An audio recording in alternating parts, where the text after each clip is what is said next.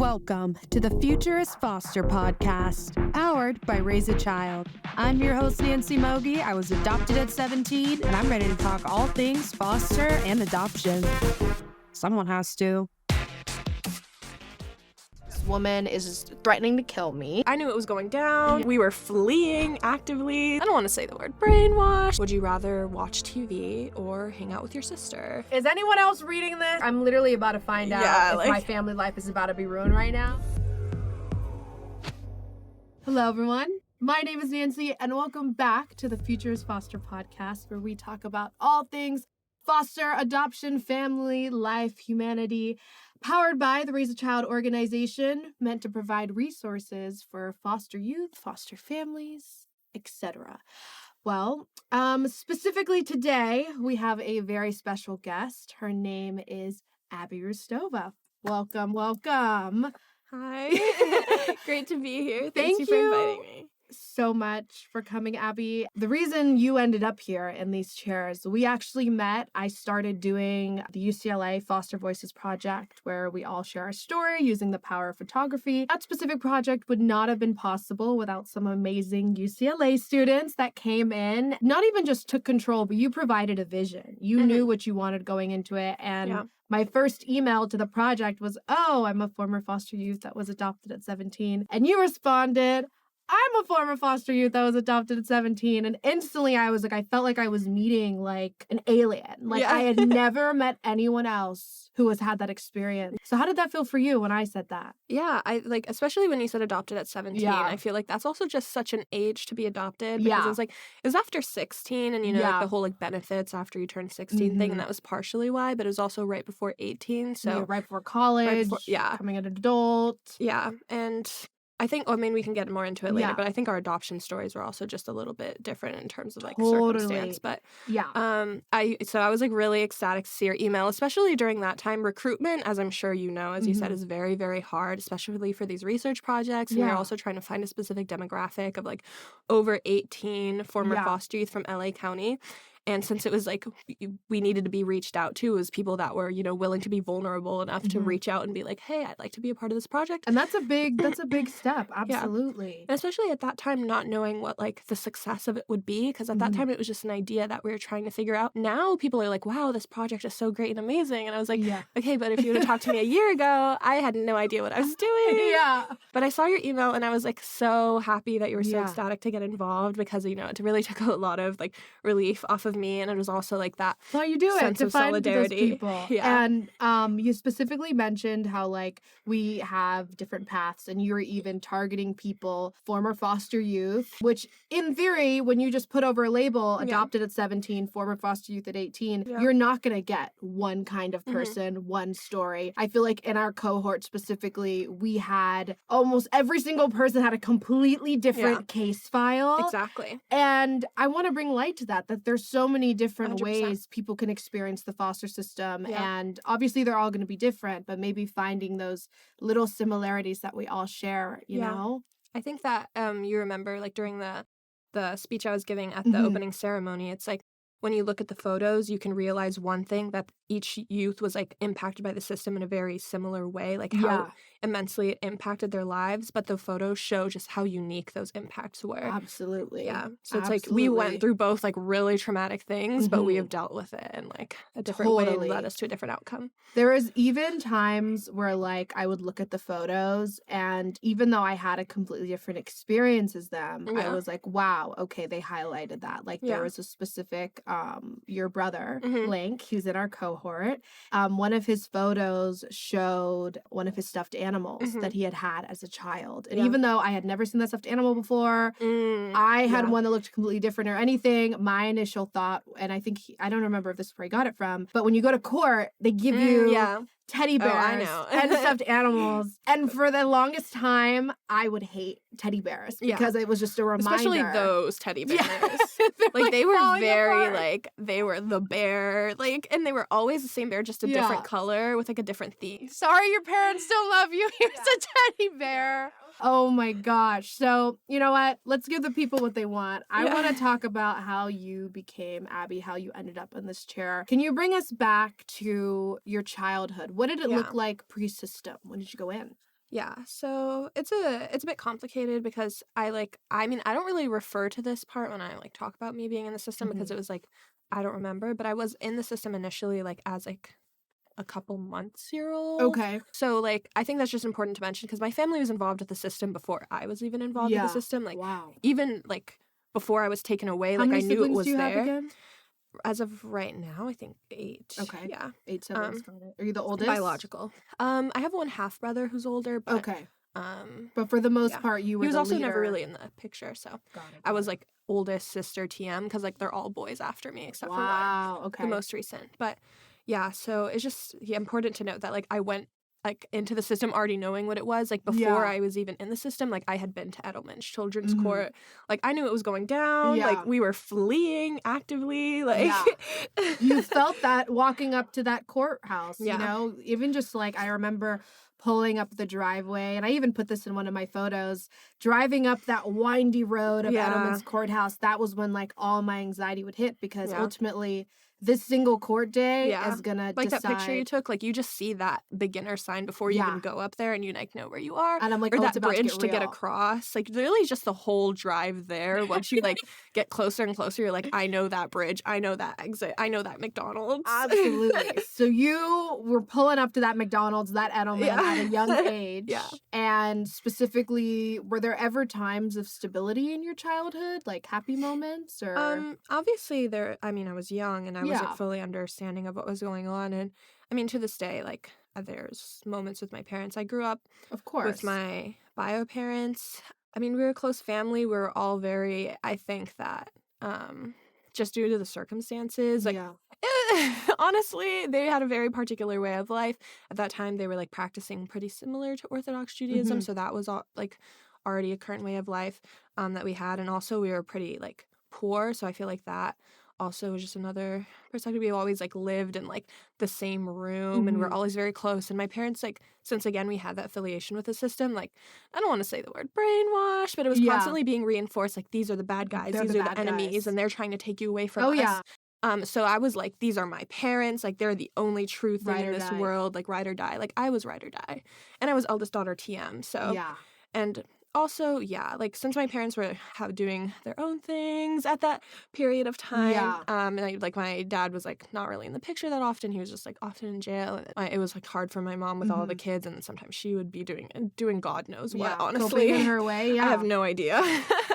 But so just like being the mom to all like of my siblings at that time was just like definitely still something that comes out in me now. Of course, that like eldest syndrome. little boss, little. Things are my way, a little stubborn sometimes because I know the best for everyone. Yeah, you had to experience it. You had to watch it all happen. And so you, at a young age, you always felt this need to protect and love your siblings, your brothers specifically. Yeah, I mean, it's still now, but especially with my siblings, like I feel like everyone feels out with their siblings, but especially myself, like those are like, do not touch them, do not mess with them. Like I am like, you have to go through me. You weren't always able to stay with them. There was points where you were separated. When were you first separated from your siblings that you remember? Obviously there was a lot of us, and so when I first went into foster care, like my first foster home, I was completely on my own. And like I just remember being confused, not really know what was happening. They also take you to like some really far city away from like, you know, where you are. My first 2 years in foster care, I was just constantly moving around, and it was like a couple months, and I would go to the next place, until there was one home right before I went into like my more stable part of foster care. How old were you? I was 8 when I went into my foster home that I was there for a couple years. So from 6 to 8 was just like moving around a lot. And then we had one home who, she was a family friend of my bio parents, and so she like had taken it upon herself to bring all of us together in the same home, but it was chaos. Yeah, totally. I think it's not even just dealing with 8 children. You're dealing with 8 children that have been displaced and have had to watch, you know, it's just like turmoil. Very interesting family dynamics. So they were like family friends with my parents, but I think that a lot of my parents' family friends over time, like once they started to see what was going down, like a lot of them people like ate it up, and like some people still eat them up for like the way they went about it. But I think that once people started to see like the relationship between the kids and the parents, and I think it was difficult to navigate too. Yeah, because she was like our foster parent but also their friend, and so I think that's why it didn't really work out. And then that's what led me to move into my foster home when I was 8. And then I stayed there like about 5 years. I left twice to like one was for a year, one was for a couple months. Was that your choice or theirs? Both choices were mine. One was because to live with my grandmother, and it was like for kinship. They were like, "Oh, you're gonna live with your grandma. Like, this is great for you." Then I turned out, I was like, "Oh, this is not great for me." I was like, "Get me out of here." Yeah. Kinship care is a tricky subject because in some ways there's actually been families that were able to be kept together to go through kinship care, and it worked out amazing for them. Yeah. And then unfortunately in some situations it's literally too close to home and that person isn't fit either. Yeah, I like, rest in peace, like to my grandmother, but it was a difficult time, difficult place to be. Also just like the relationship between her and my parents. Yeah. Kind of she just like put that onto me and kind of like saw me as just like an item of them. Yeah. Were you talking to your brothers at this time? So when I lived with them in my house, I was in from like 8 to like around 13-ish. I had 2 of my siblings there. You met Link and then one of my other siblings, the 2 closest in age to me. And so most of my foster care experience was, well, when I was with them, it was like those 2 because we were in closest in age, and that's normally just how they paired us out. Because again, no one's taking in 8 kids at the same time. Like no one has that capacity. So yeah, but once I left the first time and I came back, they had moved already. So once I came back, they were just... No phones either. You can't just pick up a phone and call them either. Yeah, they like just had moved into another house for prospective adoption, and I was like, because they thought I was doing kinship, and then I was there for 11 months until it was like, get me out of here. She has to get out. Yeah. I had to fight. Like it was a demon to get out of kinship care. Yeah, because they were like determined that was my best interest, and like the best interest. Okay. And so they were determined like that was the best thing for me. And since it was kinship, it was a bit more permanent, and they were like, we can't just move you around anymore. But I was like I can't. Sometimes I think the systems, their definite overall goal is to keep families together, which, okay, I understand in scheme of things. Sometimes there's slip-ups, a family or parent works on it, and they get to continue on their life. But a majority of the time, the reason these kids are ending up in the system is because there is a level of unfitness. And my situation, when I was 13, I knew my mom, I knew even at a young age, I was like, this woman is crazy. Yeah. All of my friends' parents are talking about her negatively. I started to catch on to things. But you still have that loyalty of like, well, maybe my family is okay. Because you're taught that loyalty. It's, it's in your blood. You're a kid. But I remember... And anyone who goes against that loyalty, we have, like, that's something to talk about as well. Totally. Like, and I feel like you're judged. Like, I remember the judge was judging me because I was like, no, I'm not going into more therapy sessions. This woman is threatening to kill me. Yeah. And specifically, how did you say no? Like, were you a crier? Were you talking to your social worker? Yeah. In that particular situation, like, no one was listening to me. I was talking to my social worker, and she was like, it's like, this is it, queen. Yeah. So I had to, like, stage a whole, like, I just stopped going to school, and then so they would call about my absences, and they were like, you need to go to school, and I was like, I'm not going to school if I'm here. So then they were like, okay. Oh my God, I had a threat, and I was like, I'll run away. Yeah. You take me back. Like, it's crazy because I remember I was so insecure of like, am I being rude? Am I being defiant? I don't want to yell at my, leaders, but there's a certain point where just because you're a kid or you're a teenage girl, someone's got to listen, and you shouldn't have to scream or miss a whole month of school, to make them listen. Yeah, because they know the child's best interest, and you, even though you're the child, you have nothing to do with it. And each child is different. Each case is different. So just because there's one case file that it worked great that they went to their grandma, that does not mean that every other child should be forced to do it. Yeah. I think also the like drags of time, like, okay, your court date isn't for another 9 months, or your court date isn't till next year. Yeah. That just kind of makes the process even worse because then you're just stuck in a place you don't want to be in. When did you... I want to hear more about, because I know you're really close with your brothers, or your the oldest 2 brothers. I want to hear more about when did you realize that you weren't going to have a relationship with them? Yeah, so as I was saying, the house that I was in from like 8 to 13-ish, once I came back and they weren't there, that was kind of like the start of a new era. Because my other siblings, I had already not really been seeing them that much because, again, They're we a lot weren't younger. living together. They were younger. and it was just complicated. But once I like lost that contact with those two, it was like, oh, what's going on? Yeah, you're like, wait, I need to protect. And so, yeah, once that happened, they established mandatory sibling visits. So I was supposed to see them once a month, and we'd all go to Chuck E. Cheese, you know, the best place to build sibling relationships.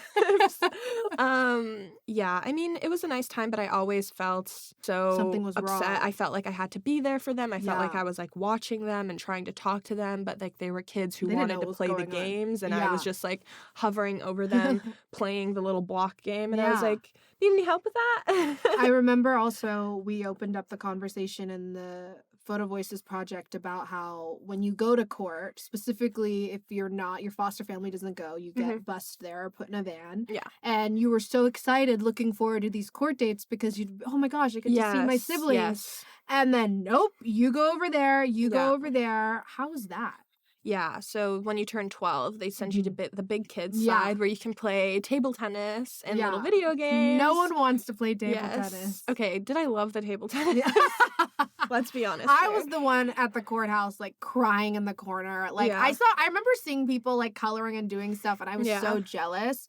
But then also, like, it was probably like you, whereas you've been going to these courts your whole life. It was not the first opportunity, you know, versus someone who it's maybe their third or fourth court date, you know? Yeah.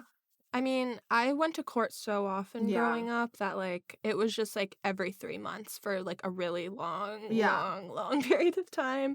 Because there was always just so much going on behind the scenes. Like, there was some sort of appeal being filed, something my parents were doing, something the judges were doing, some sort of termination of parental rights or appealing adoption or whatever. So it was constantly going to court. Like, that, I knew that place like the back of my hand. Like, those people knew me by first and last name. Like, not just your like, case file number, they knew you by your name. Yeah. Specifically, when you were talking about like all the people that you have to deal with, I remember in the beginning I was so overwhelmed because I was like, I don't want to talk to all these strangers about my life. Like, who are you? Yeah. And one of my social workers was like, you got to think of them all as angels.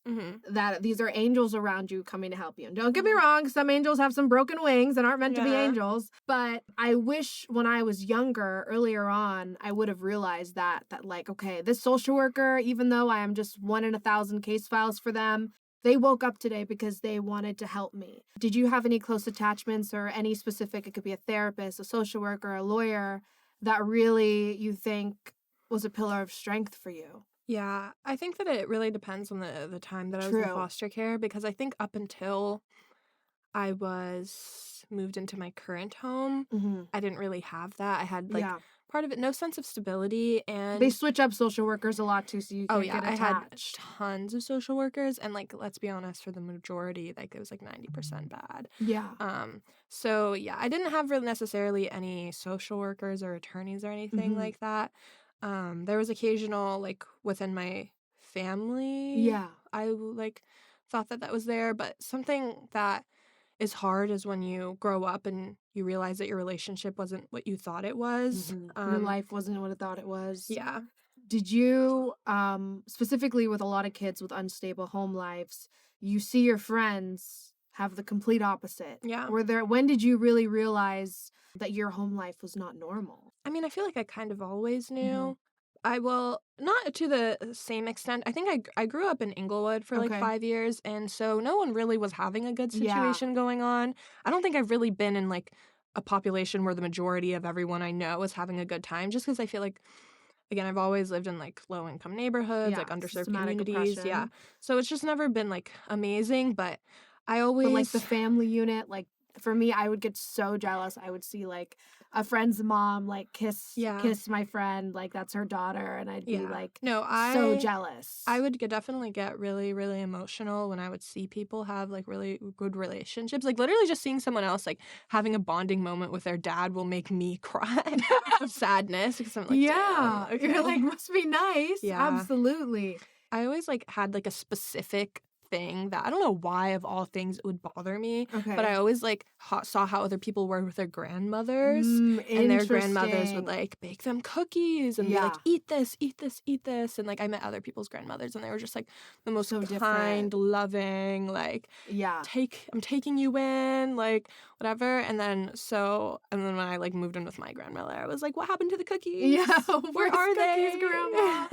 Oh my gosh. Well, specifically, your ride has not been a smooth one and has not been an easy one at all. But specifically, your siblings, I think more than anything, you have a relationship with them now. Yeah. And that's something that teenage you couldn't say. For sure, yeah. When did you start talking to your brothers again?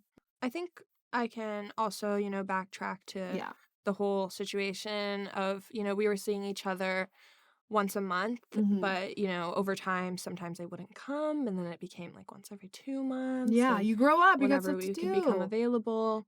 You need a social worker to have the time to take you to. It's not like everyone's excited to volunteer, for sure. Exactly, and I think that over time, like, I remember our last sibling visit, and, like, that was our last sibling visit TM because they had already gotten approved for their adoption, and it was going to be a closed adoption, which I'll talk about in a second, but it was that last visit at Chuck E. Cheese, and I just felt so helpless in that moment because they're all having fun, they're all being silly. It felt like they were all oblivious and happy of, like, they're just at Chuck E. Cheese and buying their little gifts, and I just, like, was completely losing it, and I was, like, I felt like I was grasping at strings just trying to, like, talk to them and relate to them and, like, have, like, that final moment because it was like a very, very emotional thing for me. And obviously this is nothing to do with like blaming them. Totally. But it's just they were a lot younger than me for the most part. They were a set of 2 boys too. Yeah. So they were all young and they were all like had a very different understanding because even when they were younger, when they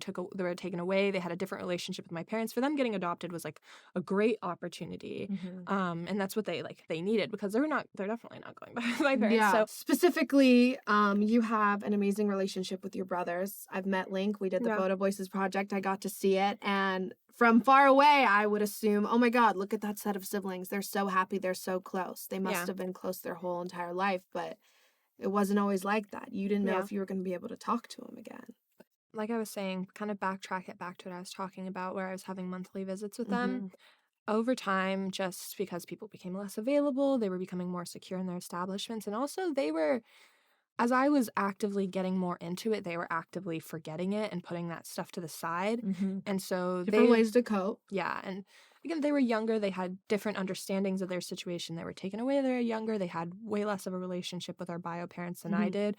And adoption was like the best option for them. And that's what they're growing into. And so going into these visits and seeing them less and less, and I felt like it was all on my shoulders and I had to be there and I had to like communicate to them like I'm here for you, I'm your sister, like blah, blah, blah. It's just like it wasn't being understood because like totally they're little.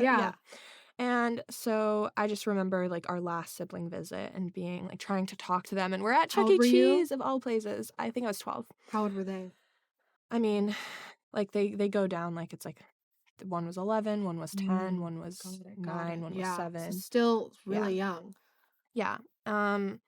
And so just that last visit, I was like grasping for straws, just trying to have a relationship. But it was in Chuck E. Cheese, of all places. Like that's the last place you want to cry or have a deep emotional. Like you can't because they're playing bumper cars. Yeah, they're playing bumper cars. They're playing like some block balancing game. I don't know why I remember that one the most. They're like in the jungle gym, and I'm like, please, I love you. Do you love me? Do you still want to be my brother? Yeah. So when you had that last feeling, it's that last, meeting, it seemed like you kind of knew it was going to be the last meeting, you know? So before that last meeting, what led to it, that being our last sibling visit, was we went to, we had a court hearing and I had tried to appeal it. I had put in a lot of work to have the adoptions not be closed, but at the end of the day, they did one monitored visit to see if we had a sibling relationship, which is like, how are you just going to put a bunch of siblings into a room and like watch them? We haven't talked, And like, and like we go to Chuck E. Cheese for the past 2 years. Like, obviously I'm not going to have a sibling relationship with them, but we were monitored, and based off of our interactions, it wasn't a sibling interaction. Well, to be honest, you guys didn't get to be siblings for a couple years. Not a couple years, a majority of your childhood. Yeah. So it's hard that that they should compare you to two siblings that have been able to grow up in rooms next to each other their whole lives. Like, how could you not be distanced from them when you don't live with them and you don't see them all the time? Yeah, and again, they were just playing they were playing cards, they're playing games, and I'm just around like talking to we're in very different headspaces, and that not at one point did they think any of that was going to result in what it did. No. But I was sitting there and I was like, oh no. And then we went into the courtroom, and I was 12. I wasn't that old to be dealing with all of this. But we went into the courtroom, and they asked my siblings a series of questions about, like, would you rather watch TV or hang out with your sister? Would you rather... No offense, I would rather watch TV! Like, would you rather play video games or hang out with your sister? Would you rather do this? Or, like, blah, blah, blah. And then they asked them, like, I'm pretty sure every those are the ones would I say remember the most. Like, there was other questions, too. I just remember being like, hello? Yeah. Like, they're not helping at all. Yeah. And so it was just, like, such a, like, heart crumbling, like, broken apart moment, because, like, again, never a piece of resentment in my heart towards that. But I was just sitting there what was going on at that table. You know what the tables look like. I was sitting there at that table. They were sitting, like, next to their attorney somewhere else. Yes, they've got their bear. They've got their coloring sheets, and they're asking these questions. And I'm just sitting here, like, what do I do? Specifically in the court, I thought it was gonna look like Law and Order SVU. It does not. You're literally sitting in a room that basically looks like a heightened office. So there's people literally just like behind you and in front of you, like answering emails and doing normal things. And I'm like, I'm literally about to find out if my family life is about to be ruined right now. And you could just totally tell someone's on like Candy Crush in the corner. So they don't really make it easy to feel safe to speak, you know, especially because they put the judge all the way at the top, and like makes you feel little. Yeah, and you're sitting at this round table, and it's just like a bunch of attorneys, and then even your attorney who doesn't really care about I will say, I must give credit. I was very fortunate. I had an amazing attorney. Her name's Cynthia Wittitore. Love you, girl. And she was just one of those rare exceptions, I must say. But my biological mother's lawyer actually gave me PTSD. He was horrible. He was mean. He would just drag my name. Basically, was trying to paint that I was just like a rebellious teenager doing all these things, you know. And I'm like, why are you in children's court? Like, why are you? I have that question for a lot of people. Yeah, I'm like, do you really care about children? You're not here for the money. Yeah, and it doesn't seem like you're for the children. Yeah, we have young early teenage years, Abby. All you're grasping for is the thought of having a family, and you realize your brothers are about to have that, but it's not going to include you. Who told you that they were having a close adoption? So, I mean, I was very much a fighter in that situation. I was like, I'm not going down without like doing something. And like I said, I was very adamant with my attorney. I was like, we need to appeal this. Like, we need to figure out some way to get involved. My attorney was like, that's a lot of work. They don't even really have that much power. At the end of the day, it's up to the judge that you literally only have one conversation with every couple months. Yeah. And that's for another episode. Yeah, no. I think that for me, like you said, you had some great attorneys. I also had I had a lot of different attorneys. Yeah. I don't know about you, but that case file, it never stops growing. I hated when they would walk up and they would like be looking in a folder. I'd be like, oh no, this is the wrong one. This is it. And I'm like, my whole life is in that folder. And you get those reports. When they're talking to you, they're like, oh yeah. And I'm like, I want to kill myself. They're like, oh yeah, tell me more about that. I'm like, this is a tiny side plot, but a question. But did you ever read, you asked for your report to read, and then you'd read it and you'd be like, I did not know that. So specifically when they had to find my biological father to basically let him know I'm going to be adopted. Yeah. Long story short, he illegally immigrated to Mexico. He sold drugs. He did drugs, got sent to prison. I had no idea he was sent to prison. And they also told me when I read that report thing of where he was, because he hadn't talked to me in 13 years, it said that he got deported for trying to bring drugs into prison. Oh. And I was like, is anyone else reading this? Yeah. You know, I was like, we just gonna... Because it's like such personal things about you, and you're reading it in a report, and you're like, who was gonna tell me that? I'm like, this is not an essay. Totally, you know? Or even like, I would also, in some of the reports, I would see like the bad stuff that, you know, my bio mom would say about me. And it came to a point where I couldn't read the reports anymore because I was just like... It's kind of like reading hate mail. Like, you're literally... Yeah, and it's also like the way there's just no emotion in it. It's literally just like written down word for word what happened. Yeah. And I'm like, wow, like this is such a... just straightforward. Not doing well in school. Yeah. Very anxious. Yeah. Oh likes my books. God. Don't get so me started on the things that they would say in the courtroom. But yeah, I think where you had really good attorneys, I think I had some really good judges over my time. I have two specific judges. Where, okay. What are their names? Are we allowed to say? I don't know if I want to air them out. You're allowed. I hated my judge. I hated her the entire 6 years. Like, I remember I would like go to sleep and I'd be like cursing her name because the social workers and the That's judges. That's how I was about my social workers. And we'd tell them all this stuff, and then she would literally look and be like, yeah, okay, you guys can make it work. And I'm like, moving on. I've been sitting here for 10 hours at this stinky courtroom. But at the end of it, I actually ended up basically like throwing a fit and being like, no, you and me, we need to talk. So we went in like her little side quarters and they had to like record it. Yeah. And I basically told her like, you never believed me. Mm-hmm. And basically I told her like, you've made my life a living hell because you've never believed me. And she apologized and was like, I'm sorry. I've seen other cases go differently, so I thought that was going to have that outcome. I'm so sorry for assuming something. Yeah. And that was like the first time in the entire court case system of the 6 years, towards the end of it, where someone validated that they basically were just like objectifying us, stereotyping us, and just trying to get to the next case file. Yeah. I want to go back to your brothers. You found out they were getting a closed adoption. So at that point, when I was sitting in that courtroom, they did the questions to my siblings, and that was the day, because it had been building up to that point, and that was the final day. I did as much as I could, but they ruled that it wouldn't be detrimental. And then they said that they saw me as more of a friend than a sister. And I was like, hello? Are we reading the same? Are we seeing the same life, you know? Anyway, so yeah, was I ruined? Yes. Yeah. Was it a terrible time? Yeah. Also, yes. It was just, also, I think 12 to 14 were very, crazy years for me, because that was the same time where I stopped talking to my bio father.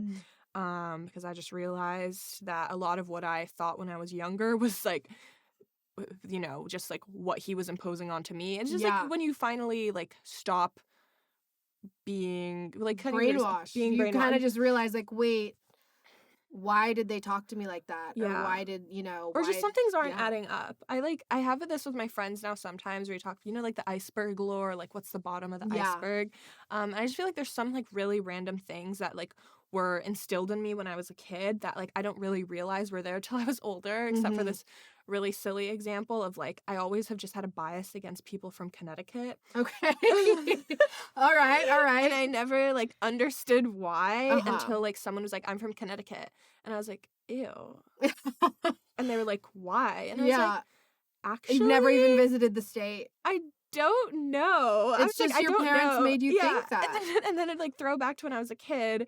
I just remember my bio father being like, our enemies are from here. Yeah.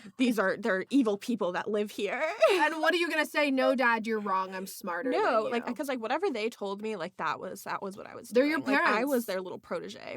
And that was partially why I think my brothers getting adopted was so hard for me. I had just stopped talking to my bio father, but I still had a very complicated and emotional relationship with my bio mother. Mm-hmm. And partially, the reason that they did a closed adoption is that they thought I would give information about my siblings' location and information to my bio parents, because they saw me as just their little protege. I had certain biological cousins initially that tried reaching out to me on my dad's side, and I wanted to block them all, didn't want to talk to them, because I had that same fear of, they're gonna go against me, or they're gonna side with my parents. But then as you get older, and as I hope that your brother's adoptive parents realize of wait, this is just a kid. She's forming her own opinions, her own thoughts, and she is not her parents. Because I know a lot of people, for me, with my parents adopting me, they're like, well, what's the point in adopting her if she's just going to go off to college? Yeah. And that's the end of it. But like, you really don't just raise a child till they're 18. They're still, I mean, look at you now. You're still going to see some people her. do, but she was not intending, like, she was not treating me as a foster kid. She like treated me as like one of her own. And obviously that wasn't immediate. Yeah. Literally, she does not let me live this down. Mm-hmm. If you're watching this. She'll watch it. She like always talks about how like one of the first things I said when I came into her home was like, I'm only going to be here for a little bit. I'm moving back in with my bio mom. Like, it is bio mom only. You like, were I was her stan. Like, I had a fan account of my bio mom. No, just kidding. Basically, yeah. Like, I was her number, like, but why would you want anything else? You didn't, that was the only thing you knew, you know? And I just, like, for so many years, it had just been, like, I had been teased with the thought of going back with my bio having mom. That perfect family, yeah. And every time it just didn't work out, and I was like, this is the time. Yeah. And now, like, they have a relationship, and basically I'll get to see my mom, like, 20 times more than I did in the past, and, like, build that relationship with her. So you do talk to your bio mom? No. So that's why, maybe that's what I needed at that time to finally have, like, an not solicited, like everyone else has outside influence on a relationship. This time I could just have like an unfiltered, like whatever straight relationship with her. Nothing to do with not monitored visits, not like watching a movie and eating snacks. Like I just like talking to her normally. Yeah. And that's, I think, something a lot of foster kids and teens need. And for people who aren't ready to foster and adopt, there's programs, I'll link a few, where you can mentor a foster or teenager in the foster system, or a youth, you know, kids like Abby, or, you know, even kids like me, just to talk to them and be like, how's your day? How do you feel? Because no one really wants to ask that. Yeah. I just remember that when they started transitioning into being like, oh my gosh, mom, to what's going on? Yeah. When, like, I remember I wore this, like, outfit one time, and she was like, you can't wear that. Your father wouldn't approve of that. I was like, how would you know? Yeah. Who? Because I don't talk to that man. I don't speak to that man. I stopped talking to him like 2 years before that point. And I just, like, after I realized, like, what he was doing, what was going down, I was like, this is not anything I want to associate with. Yeah. Is it more complicated? Like, is it more complicated than that? Yes, but like that's not a conversation for today. But can I just say, this is like the first time like I've really sat with Abby and really, really heard your story. Like I've heard stuff through the project and like when we did that like shorter phone call, but like just knowing everything you've been through and all that I'm seeing you accomplish at UCLA and with Foster Nation and UCLA Foster Photo Voices, I'm so happy that you could join me, you know, and sharing your story. And I hope it helps people watching this or inspires them to talk to someone or inspires them maybe to give their brother a hug, because you really can't take anything for granted nowadays because there's someone out there who doesn't have it. Yeah. Absolutely. Yeah. Well, thank you so much, Abby.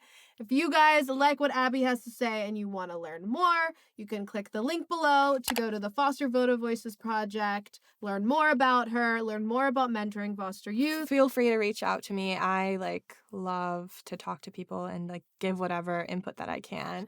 Yeah. And I know lots of resources and lots of connections. So if any former or current foster youth wants to hit me up, my DMs are open. All right, everyone. Like, comment, follow, subscribe.